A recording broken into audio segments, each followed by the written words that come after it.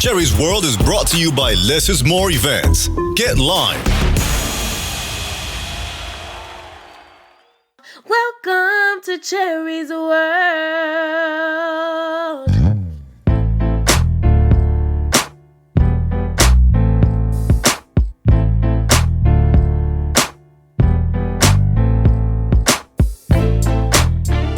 Hey, ladies and gentlemen, Cherie's World is going to get really personal today. I am going to introduce you. Well, I can't really introduce you to somebody you already know, but my love of all loves is here. I can't really introduce him any other way. Stay tuned because Mr. Darius McCrary is in the house.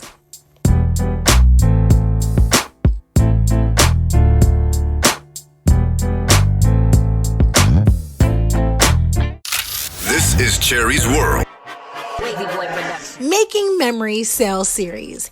It's a sale that allows families and people in our communities in any city, state, or showtime to attend a series of events at a lower price than most, such as like the Trolls Live, Disney on Ice, the Universal Soul Circus, concerts, sports, and more. Contact Less is More Events at 202-930-3533. Again, that's 202-930-3533. Visit the website, getlimetickets.com. They're on social media, Facebook, IG, Twitter. Less is More Events. Get out and lime. Hey, if you're listening to Cherie's World Podcast on Apple Podcasts and iTunes, please give us a 5-star. Let us know what you think. Leave us a review. I want to hear from you. Thank you. Would you like to advertise on Cherie's World and have your product placed on Cherie's social media for the world to see?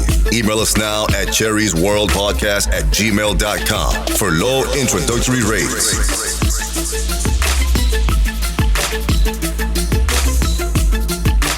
Cherie's World Podcast. Get heard. Welcome to Cherie's World.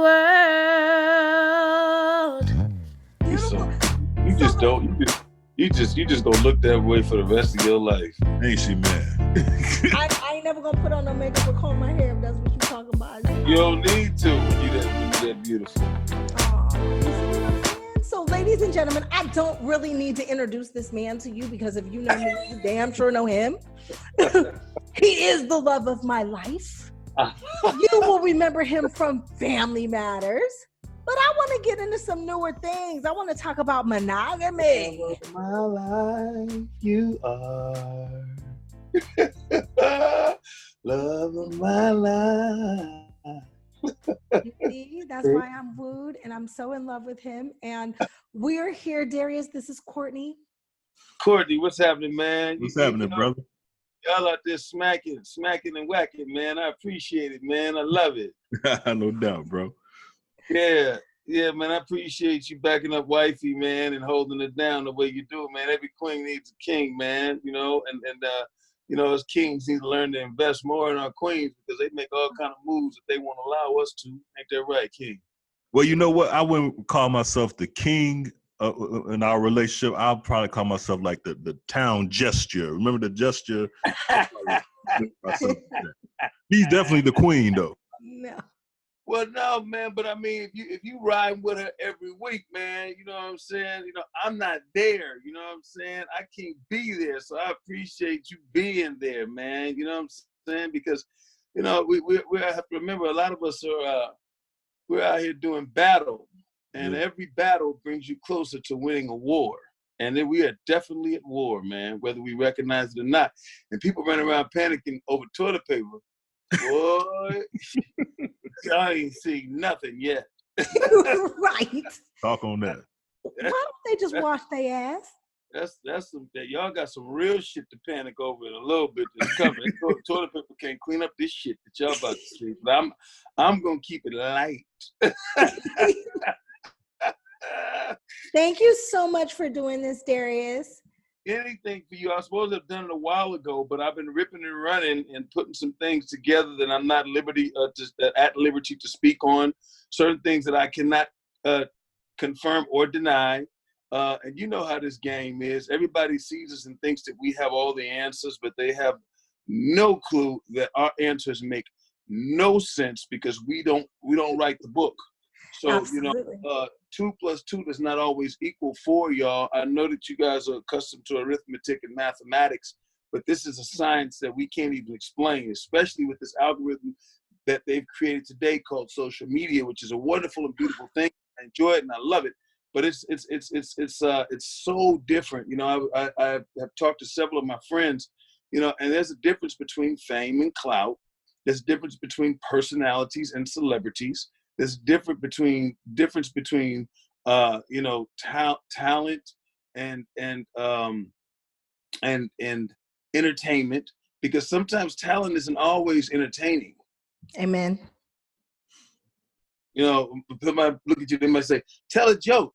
Well, that's not what I do. I'm a funny motherfucker, but that's not what I do. I can sing you a song, and I got to be in the mood to do that.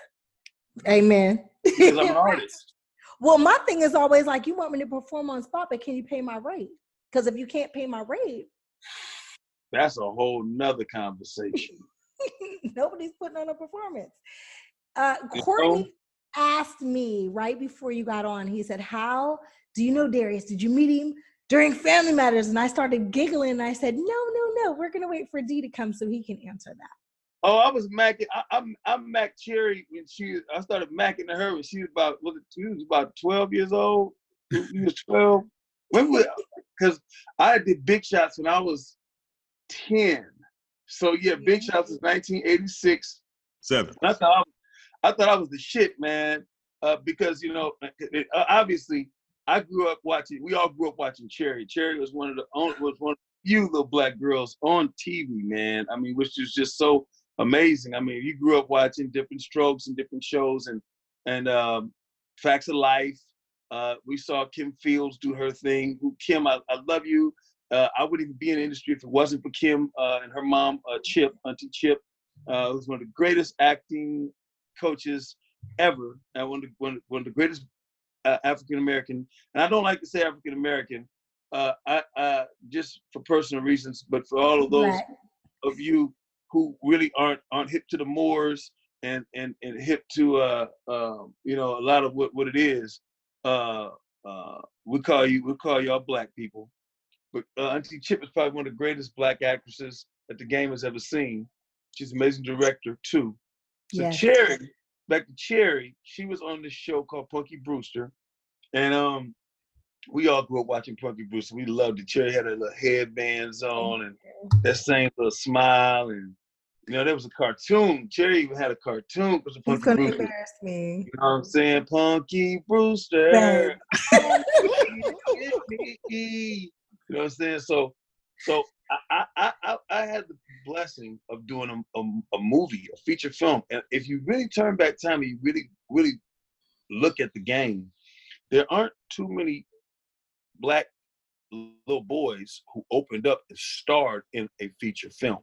So at this point, like I was like, yo, and I really didn't even realize what I had done. I wasn't even paying attention to it. That's why they always say it's not really cool to look out the window when you're in a rocket on the way to the moon, because it might fuck your head up. So I don't really pay no attention to the press kit. I've always been like that. But anyway, back to how Cherie and I met.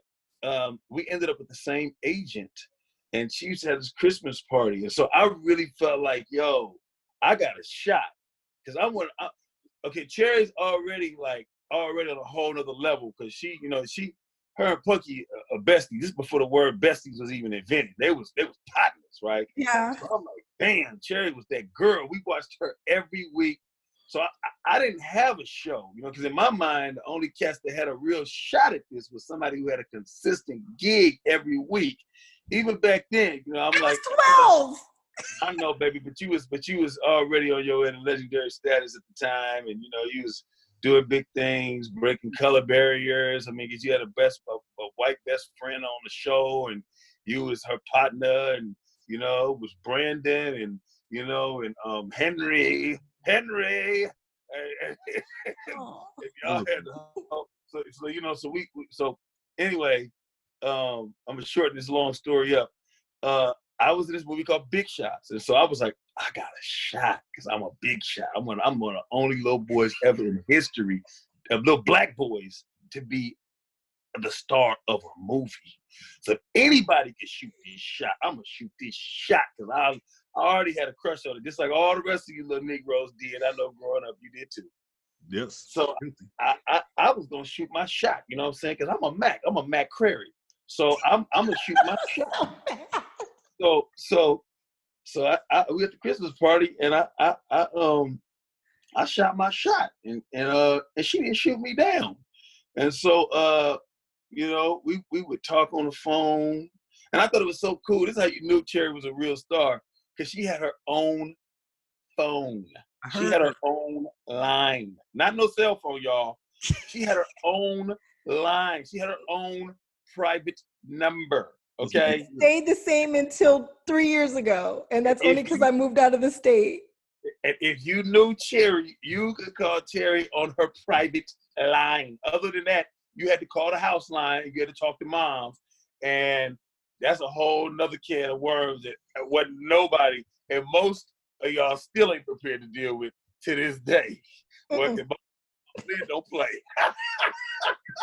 So Cherie and I, our romance began as children, and I would find myself, and that's what I talked my parents into giving me my own line too. I said, hey, I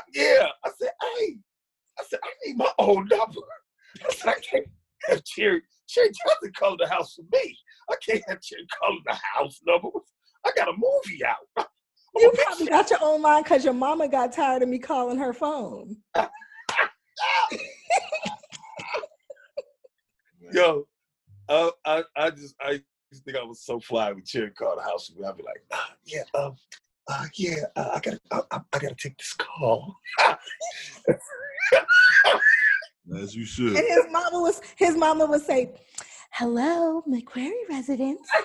And I would say, hi, is Darius there? And she would say, is this Cherie like the fruit? You say it every time, and I say, yes, ma'am. And she say, hold on. Oh, this is so dope. Oh my God. So little did we know that Cherie Johnson at the time, who was talking to Darius McCrary, was Cherie talking to Scam, would be Maxine talking to Eddie. We didn't know that back then because that hadn't happened yet. Crazy, huh? How that works, huh? That's a dope. Like it. Yeah, it's pretty amazing. I still marvel at that when I think about it. Wow. That's why I wouldn't tell the story without you. Like I made him wait. I was like, I can't tell you until he gets here. Hey, so since we already there, you made me into like a sucker for love. You probably don't even know this, but I know you don't know this, but you made me into like a sucker for love. It was, I know you probably didn't write the line, but it was something you said when I was like 12, 13 years old, when you were playing the character Eddie Winslow. And, yes. And I hadn't got none by then. But everybody else was saying that they had got some. So I didn't want to lie and say that I had got none. But you put me onto this line. You told it was a scene where they found out you hadn't scored yet, and so you said you like quantity, I like quality, and I was using that line for a long time, bro. I mean, you know what? I'm gonna tell you, I gotta give it to the producers of that show, man. They were really great with allowing us to make those lines our own. Okay. They came up with amazing stuff, but I mean, how could you not when you produce shows like Happy Days, Laverne and Shirley, Punky Brewster, Silver Spoons, Getting By, Full House, I mean, Perfect Strangers. I mean, I could just go on and on about it. Thank you, baby. Yes, all of this, you know.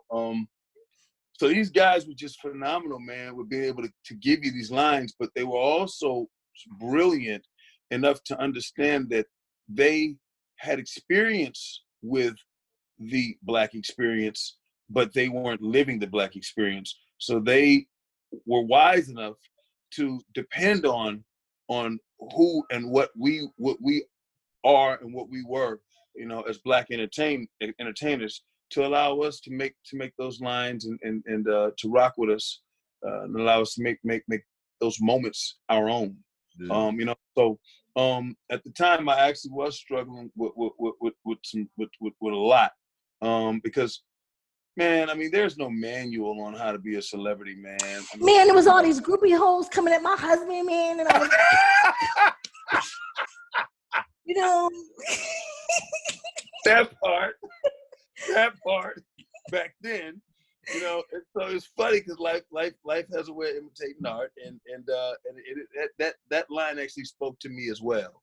And that's the cool thing about being able to play such a cool character, is that, you know, I think that there were a lot of us that were able to relate to Eddie Winslow, to Laura, to Maxine. I think the only people probably had a problem relating to, the only character I see was Steve.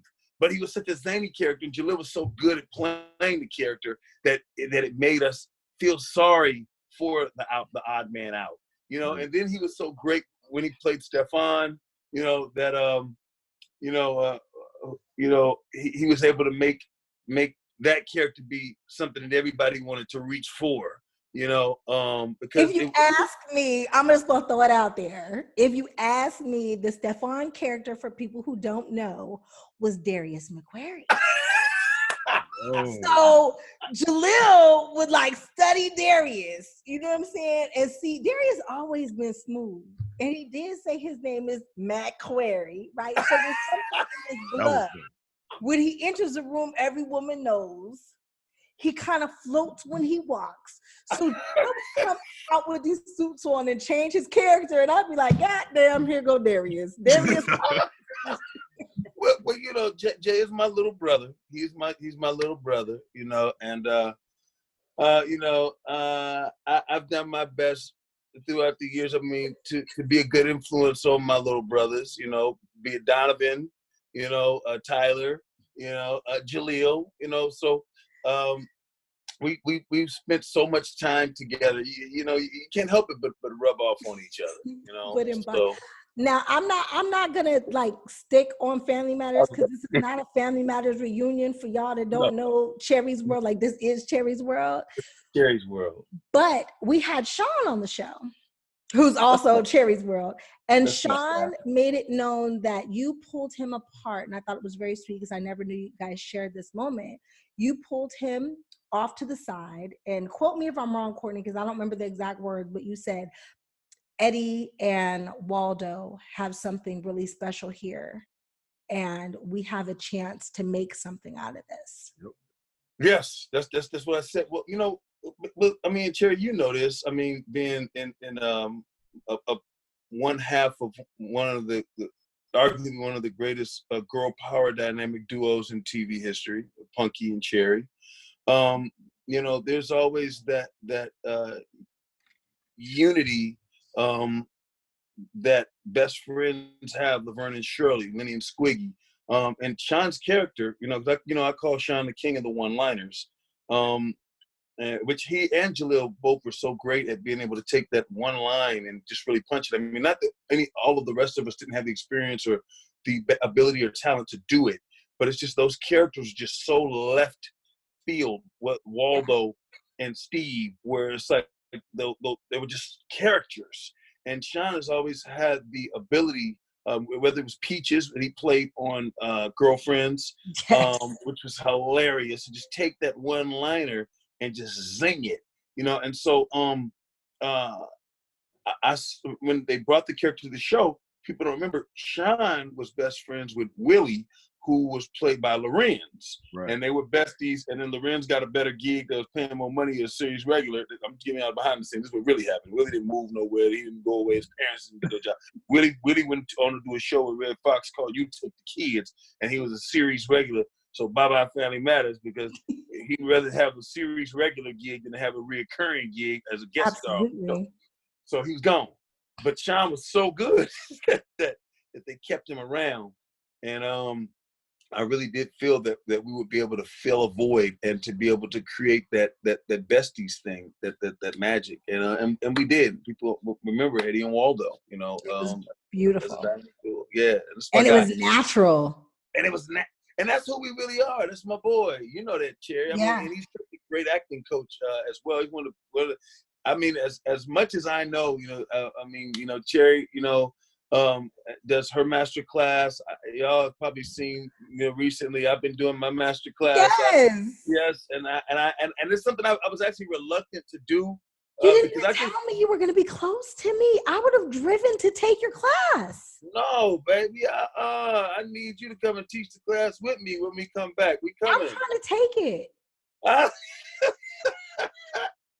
Okay, well, we'll become. I'm gonna need you to come to class. I need you there. I don't want to be a distraction. I was gonna say I don't want to be a distraction. I want to come. I want to sit in the back, and I want to take. You're never distraction. You're inspiration. You have always inspired me to do my best at whatever it is, whether it's music, whether it's acting, And part of my whole thing with that masterclass is people tapping into what those gifts that you already have, because a lot of times people, we have, especially in this day and age, people can really be delusional. People catfishing people and people tying. I've seen brothers be wearing fake beards and stuff now, and these brothers got the lace fronts that they can wear and they cut it like it's a real. We can be really delusional. There's something in us that allows us to anchor ourselves and to provide stability. And that's all that we have to tune into, when we are performing, if you would. And that's one of the things that Sean has always been really good at doing. So sometimes I like to get an outside opinion from myself, for what I'm doing, because this business will have you second guessing yourself sometimes. Not that I ever have. I just don't. I don't, because I don't think I care enough to second guess myself. Sometimes you want another eye or somebody to say, try doing this instead of that. You know what I'm saying? It's like I had to tell my agent a couple of weeks ago. I said, look, I don't feel like hearing no again this month. So I'm not going to be auditioning. I'm going to go hang out in Miami. I don't want to hear no. I want to go out in public where people show me love and they like to say yes to me. So, I mean, because people don't have any idea how many no's that we hear before we get that one yes that can change your life. Statistically, 100 no's before we get one. 100 no's, they say. But see, for me, I didn't hear no. I got a yes the first audition I ever had, which was a major motion picture. I didn't ask for that. Chip Field saw me. She said that I had the it factor. She said that that she saw something in me. I didn't even know what the hell it factor was. I was just a little kid, bothering people because I was gregarious and had an inquiring mind, and I wanted to know. So I'm backstage. I'm asking her, "Oh my God, you Penny's mama? Is Penny come today?" No, baby, Penny's not gonna come. He's looking for Janet Jackson, y'all. That's Janet Jackson played Penny on Good Times. For y'all that's too young to know what that is. But so is Penny sisters with Tootie? No, baby, Penny's not sister. Because you really Tootie's mama. Yes, baby. But her name is Kim. Why do they call her Tootie? They call her Tootie because that's her name on the show. Listen, I told your daddy that you can sit with me, but you're going to have to sit down. You're going to have to watch, and you're going to have to be quiet, baby, if you're going to sit here, because I wanted you to sit with me, because I want you to watch this. Okay, I will. Okay, Auntie Chip. Okay, baby. Okay, all right. I love Isn't she amazing? So this went on for weeks at a time, because my dad wrote the music in this play called Don't Get God Started with Marvin Winans, which a lot of people might not know. My father discovered the Winans. He discovered the Winans. He took the demo to Andre Crouch, which got them signed over at Light Records. He brought BB and CeCe down to PTL, which was Jim Baker's Praise the Lord organization in Charlotte, North Carolina. And a lot of people don't know the story, but they really didn't want Uncle BB, but Pop Winans was no joke. And he was like, if you take CeCe, you got to take BB. But Uncle BB was too black to be on network TV singing Praise the Lord. And so my dad had Uncle BB turn his back and back out. And he told him to turn around and to sing to everybody and to turn around. And when he turned around, it was already too late. They couldn't tell the Sounds of Blackness know, and they became BB and CC, and then they did the song Lord Lift Us Up, because the song was Love Lift Us Up, Love Lift Us Up where we belong. So they reworked the song, and they did Lord Lift Us Up, and that was what really broke them. And so my dad did that. And so my dad was writing the music for this play called Don't Get God Started. It was an off-Broadway show. And I was just hanging out with my dad. My mom used to send me to work with my dad because I just had a lot of energy, you know. I did. I think I had asthma as a kid, and I used to take the asthma pump and shit. And I think the steroids used to just make me hype. But thank God for albuterol. Mama needed a break. Mama had 2 other kids. Mama needed a break. Mama Shay was not playing with you, and she was tired of whooping you. So you had to go with Daddy for a little while because my mama needed a break.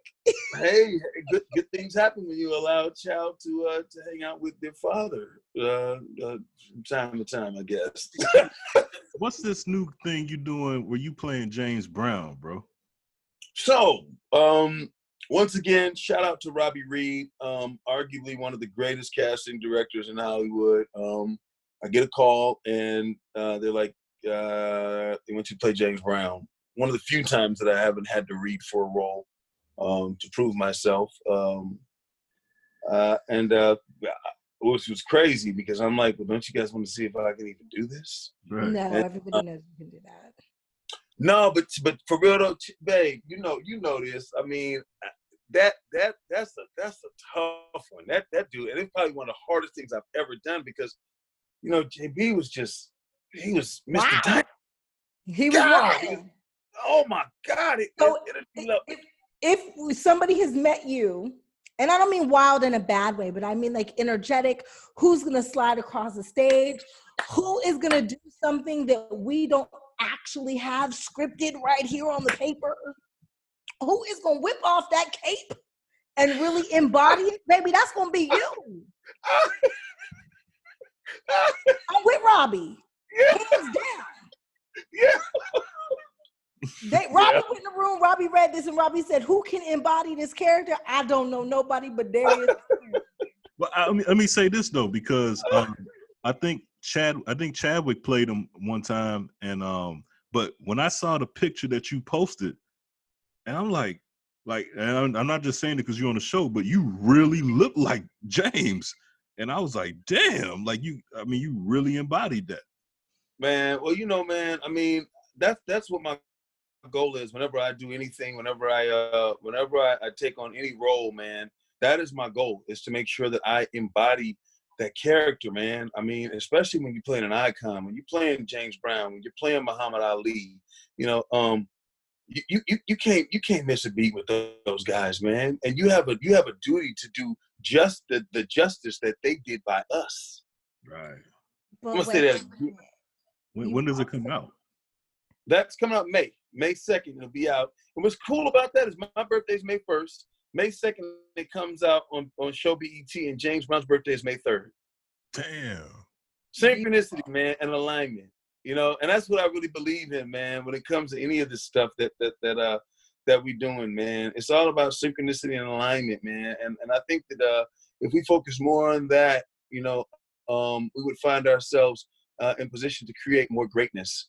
Because we grew up in an era, man, where this stuff was great. It wasn't just, you know, somebody running around with a camera. It wasn't an ultra low budget SAG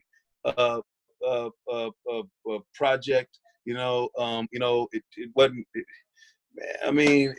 It was well thought out. It was well planned, and we were blessed to have been able to experience content that has shaped generations and shaped culture. You know, and Cherie, you know, and I were blessed to be a part of those projects that shape culture and generation, you know, and generations, you know. So I pray that we'll go back to more of that. You know, that's part of the reason why it's so important to me to be a content provider and a producer.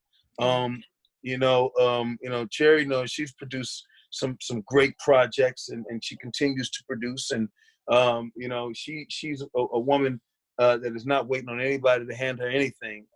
It takes too long. They do take too long. This is Cherie's World. Podcast. I'm here to put you up on a little bit of game. I need y'all to support this independent, positive music artist. That's right, something you can play in front of the kids. Her name is legendary A.T. Terry.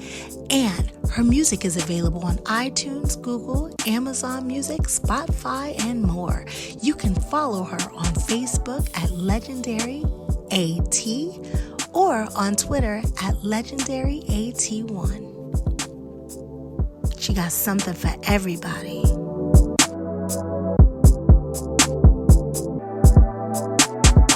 But before we talk about monogamies, I want to talk about that before you go. I got to talk about another character that you completely embodied, another man who I had a crush on, Gerald Levert.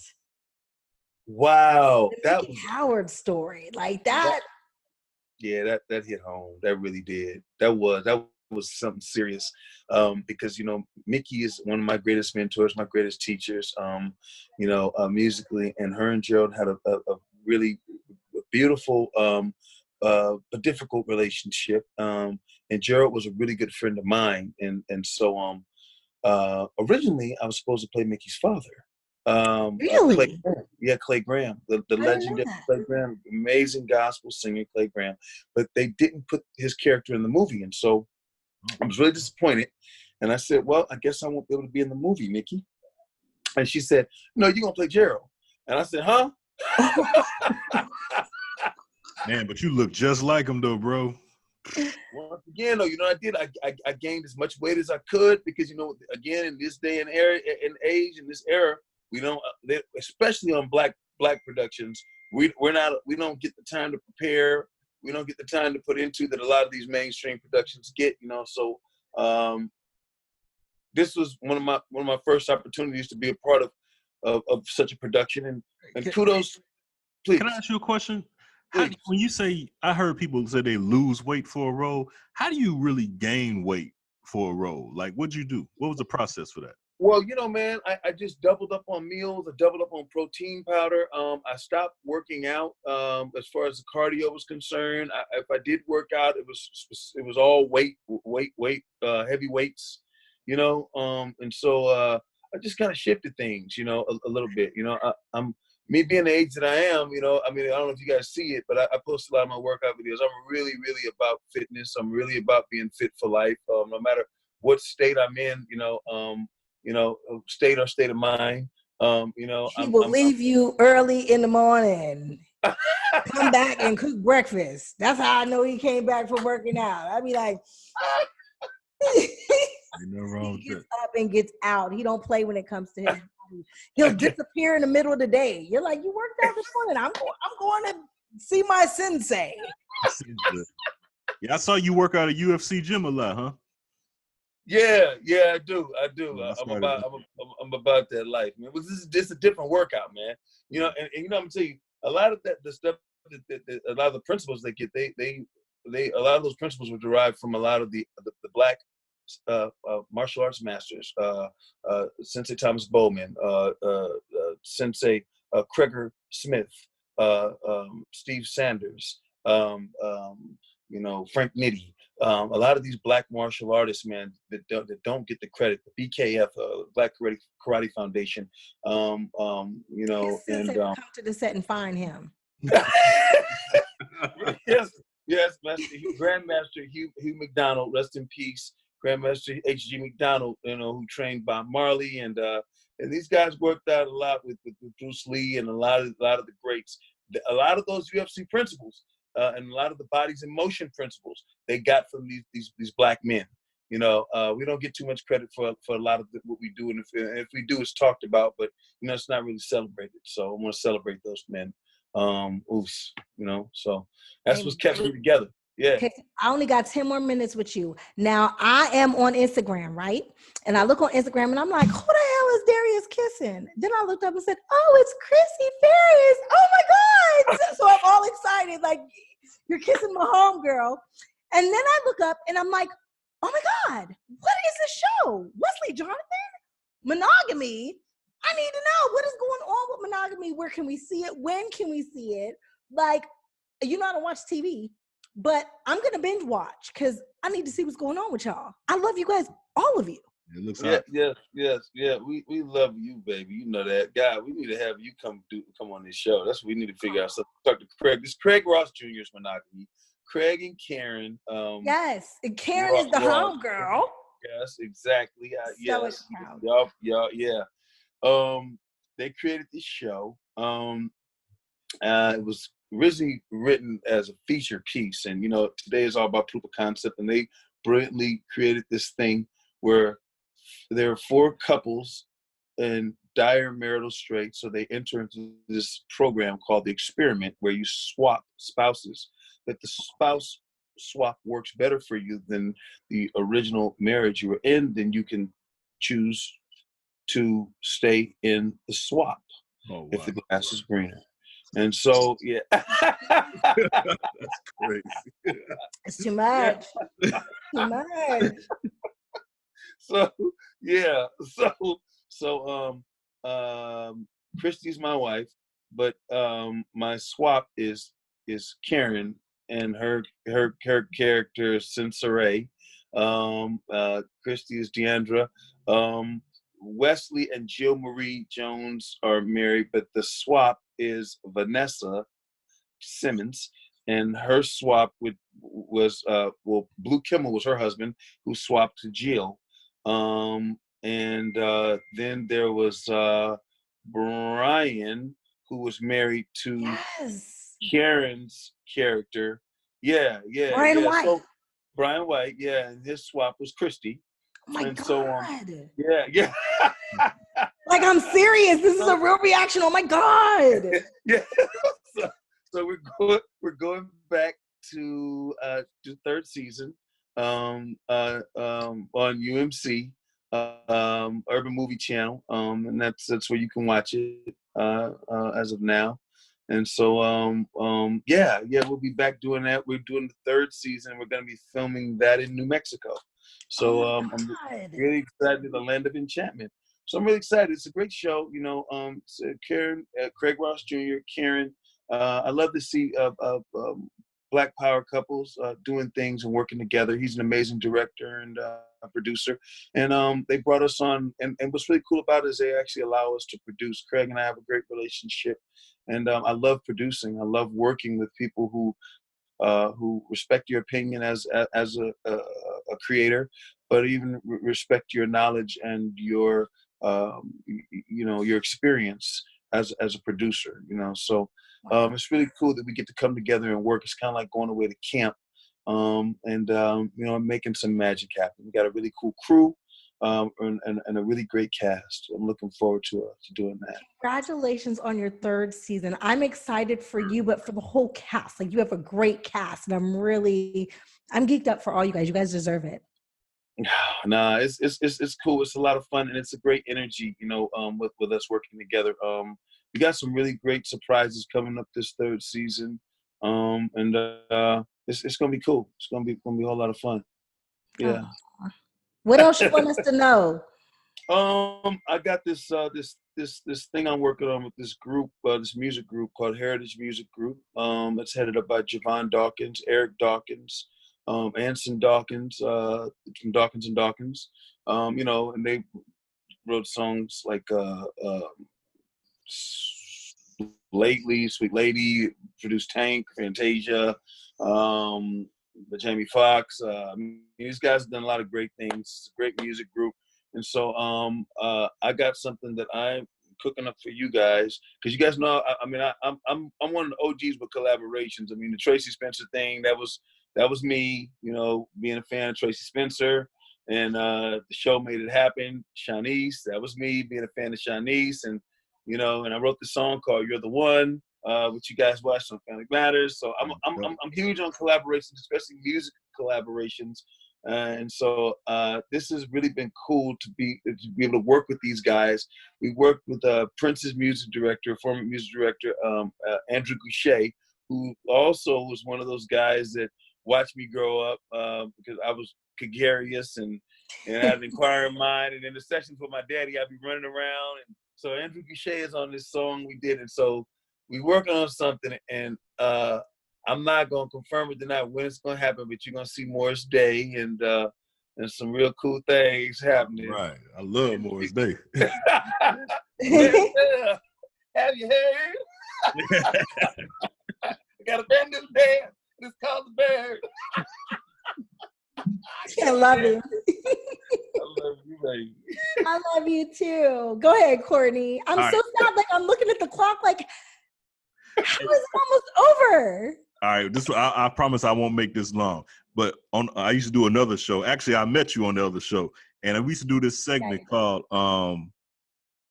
At first, I wasn't going to bring this over here to Cherie's World, but last week Cherie let me interview a porn star, so I figure anything goes after that. So sounds like fun. Porn star. He interviewed Suave, dude. Oh, okay. That's Big Brother. Yes. Okay, ex-porn. Yeah.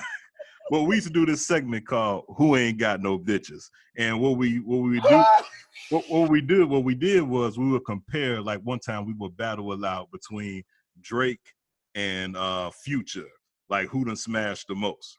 So what I want to do real quick, and I'm gonna make it real quick, we're gonna compare Eddie Winslow versus Fresh Prince of Bel-Air.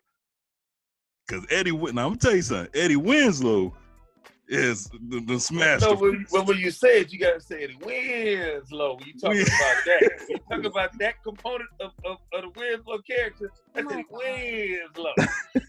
I just spilled stuff on me. Eddie, now look, Fresh Prince smashed a girl named Monique that was played by Kim Fields. He smashed another girl that was played by Tisha Campbell, Jasmine Guy, Leela Rashawn, Nia Long, Stacey Dash, Elise Neal. Now, the difference between Eddie Winslow, what I think put Eddie Winslow on top was Eddie Winslow actually had Shanice and Tracy Spencer. He didn't have Tracy Spencer's playing somebody else. He actually had Tracy Spencer. You had Tammy Townsend. Didn't you have Vivica A. Fox? Didn't you have Garcelle Dublavay? He had Elise Neal. Hey, but you had some low-key ones, though, who I had crushes on. The girl that played Darlene.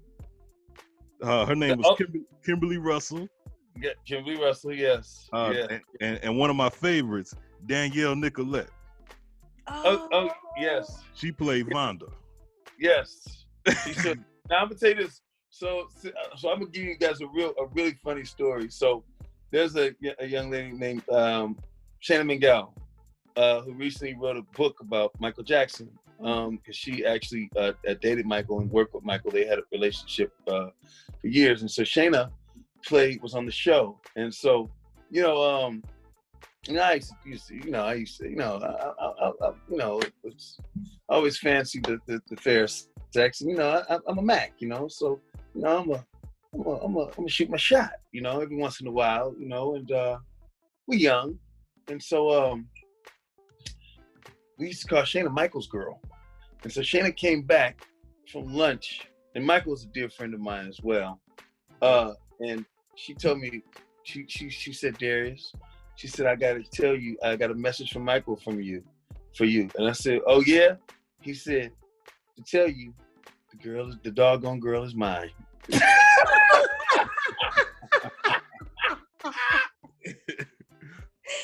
You know what? It's so funny that you mentioned her. Somebody talked to me about bringing her on, and I have not read the book, and I was scared. I was like, I don't know if I want to touch that.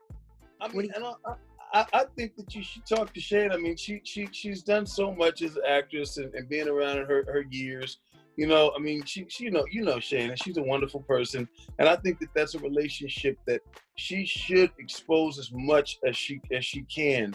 A lot of people. I was talking with Shane, and not only was she good friends with Michael, and not good friends, they dated, but she was good. I meant to say good friends with Christoph, who we lost, and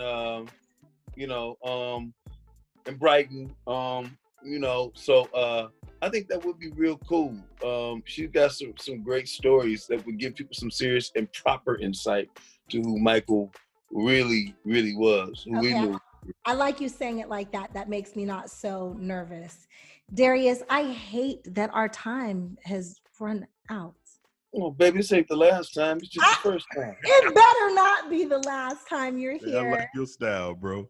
Hey, appreciate Darius, you, man. Right on, brother. really quickly, Yes, love. Instagram. Every time I give you a shout out, Instagram attacks.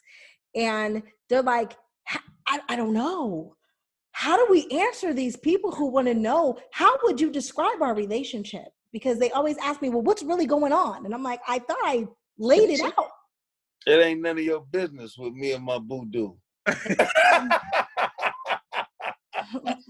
There you go. I mean, I think I lay it out for them, but I guess I start rumors and I don't know. Some things are just forever meant to be, you know what I'm saying? And that's what it is. And you know, we don't have to speak on family matters. What's understood don't need to be explained. There you go. Amen. Well, hey, let me just say this: quality over quantity. Eddie Winslow won over between Eddie Winslow and Fresh Prince. You taught me that, bro. Hey, man, I think Will Smith was going to try to bury me for another 10 years. After hearing about this one. Thanks a lot. Sorry. Hey, you're hilarious, man. Right on. Thank you so much for being here, Darius. I love you. I love you. See, Courtney, now you get to understand why that is the love of my life. Like, have we ever had a guest on and I blushed so fucking much? Nah. It'll probably never happen again. I like until that. he comes back. Welcome to Cherie's World. Brought to you by Less is More Events. Get Lime.